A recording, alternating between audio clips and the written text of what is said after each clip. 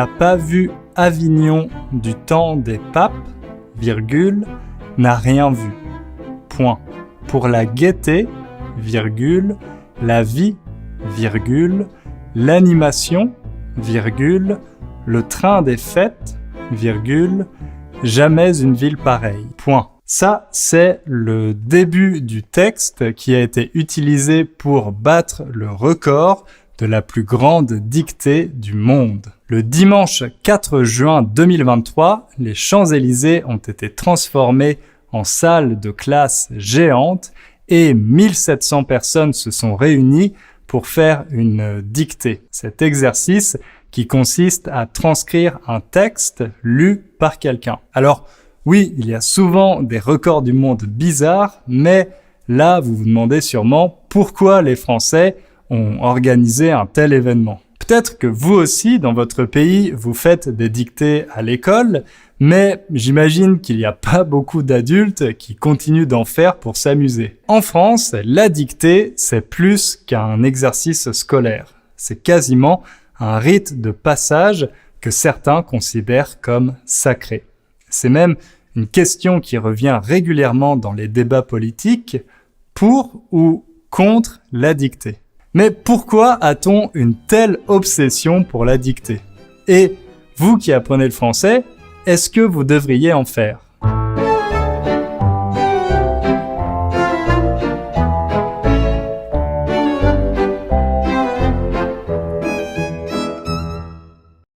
Vous êtes bien placé pour savoir que le français est une langue très difficile à écrire, beaucoup plus que d'autres langues latines comme l'espagnol ou l'italien. Si vous entendez un mot que vous n'avez jamais vu écrit, c'est presque impossible de savoir comment l'orthographier.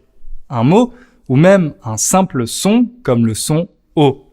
On peut l'écrire avec la lettre O, comme dans zéro, mais aussi O accent circonflexe comme dans hôtel, OT comme dans mot, AU comme dans restaurant, AUT comme dans assaut, AUX comme dans métaux, voire AULT comme dans certains noms propres du style Renaud ou Thibaut. Et il peut même s'agir d'un mot entier comme OEAU ou O-H-A-U-T. Et ça, c'est juste pour un son. Il y a aussi les doubles consonnes, comme dans atterrir, 2T, 2R, ou environnement, 2N. Et les règles de grammaire comme l'accord du COD, la voiture que j'ai achetée, E. Le problème, c'est que beaucoup de ces règles ne s'entendent pas à l'oral. C'est ce qui rend le français si difficile à écrire. Mais certains Français trouvent justement que c'est cette complexité qui fait la beauté de la langue. C'est pour ça qu'ils adorent les dictées.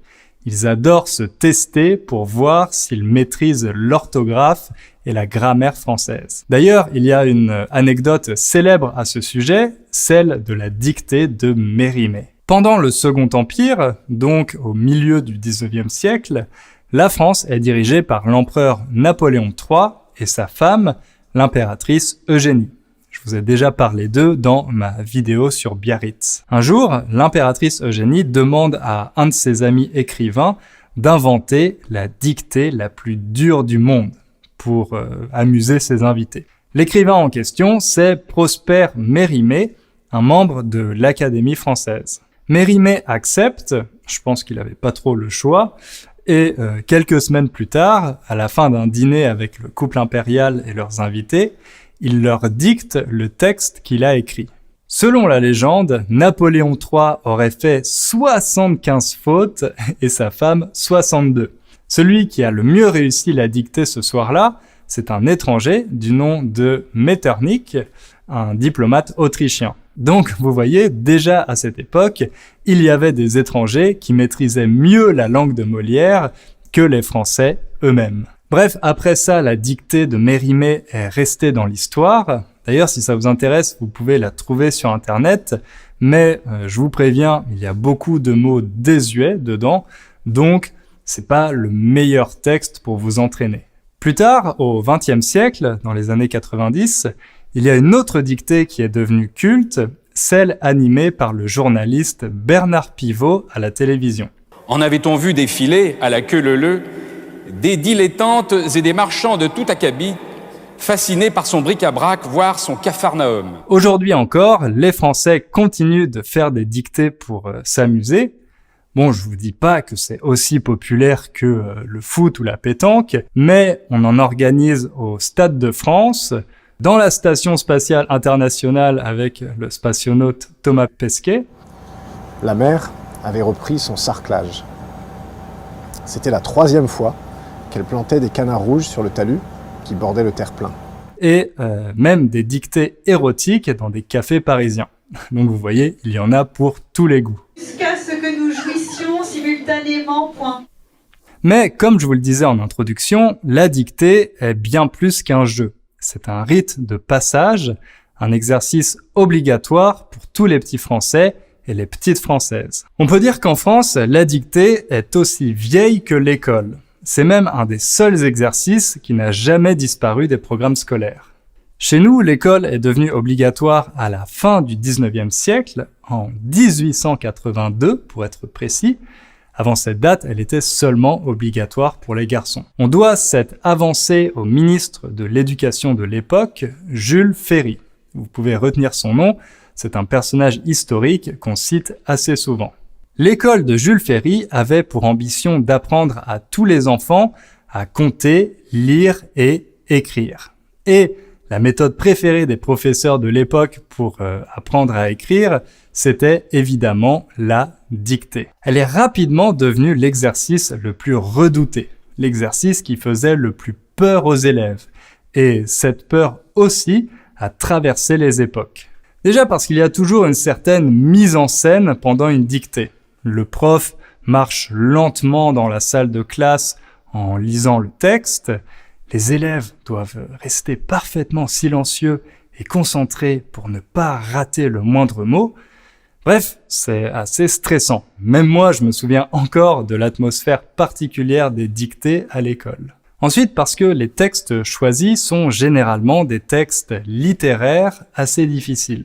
Oui, la dictée, c'est aussi un moyen de mettre en valeur les œuvres de la littérature française, donc les textes ne sont pas choisis au hasard. Mais si la dictée fait peur, c'est surtout parce que la moindre petite faute est sanctionnée.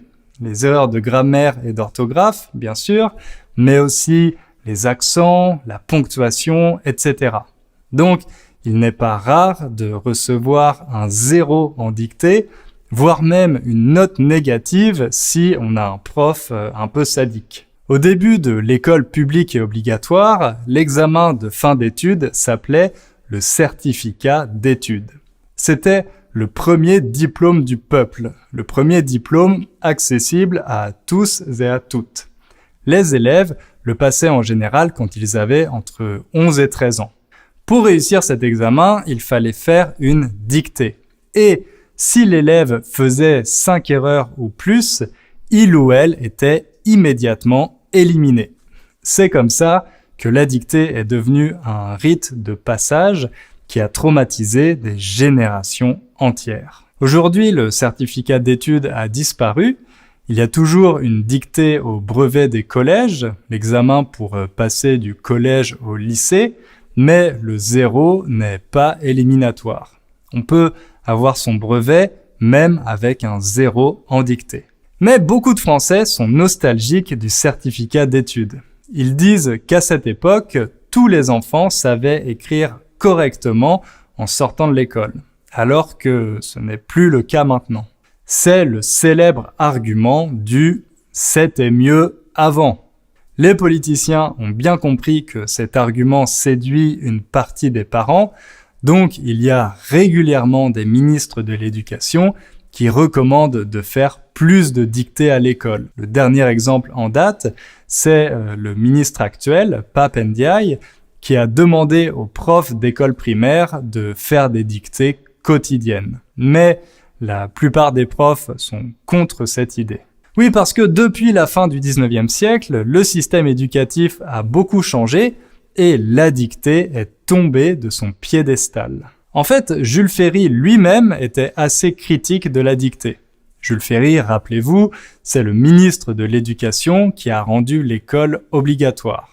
Il était contre, je cite, « ce temps si précieux qu'on dépense trop souvent dans les vétilles de l'orthographe », une vétille, c'est une chose insignifiante, sans importance, dans les pièges de la dictée qui font de cet exercice une manière de tour de force et une espèce de casse-tête chinois. Un casse-tête chinois, c'est un jeu de logique très compliqué. Donc vous voyez, Jules Ferry se demandait déjà si c'était une bonne idée de passer des centaines d'heures à faire des dictées pour piéger les élèves sur des petits détails d'orthographe ou de grammaire. Il n'était pas contre l'enseignement de l'orthographe et de la grammaire, mais il pensait que la dictée n'était pas le meilleur moyen de le faire. Avec le temps, les experts lui ont donné raison. Les recherches des didacticiens ont montré que la dictée traditionnelle n'est pas la meilleure méthode d'apprentissage de l'écriture. Déjà à cause du choix des textes. Comme je vous l'ai dit, on choisit généralement des textes littéraires. Dans ces textes, le style et le vocabulaire sont très différents de ceux du français de tous les jours, celui que les élèves utilisent. Donc, en réalité, on ne leur demande pas vraiment d'écrire en français, mais de transcrire un texte littéraire, ce qui n'est pas exactement la même chose. Ensuite, il y a tellement de difficultés différentes dans une dictée que c'est compliqué de voir précisément où l'élève a des problèmes et de mesurer sa progression. On le teste sur trop d'éléments différents en même temps. Enfin, même s'il existe quelques règles d'orthographe, beaucoup de choix orthographiques sont complètement arbitraires. Donc, pour savoir comment écrire un mot, il faut mémoriser sa graphie. Et la meilleure technique pour ça, c'est la lecture.